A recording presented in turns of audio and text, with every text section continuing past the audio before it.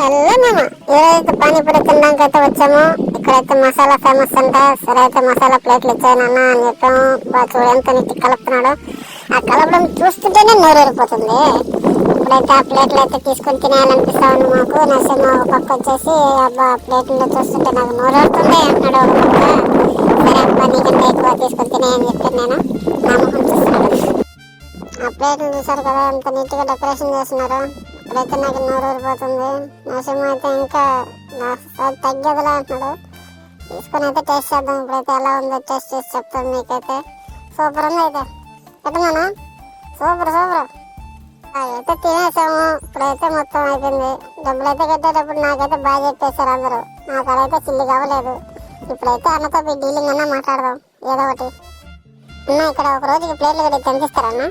ఒక రోజుకి 500 ఇస్తాము. 500 నువ్వు తినేది కట్ చేసుకుని 300 ఇస్తాను అంతే. లాస్ట్కి అలా చేసి ప్రవీణ్ అన్న అయితే బిల్లు కట్టేశాడు. ఉంటాం ఫ్రెండ్స్, బాయ్.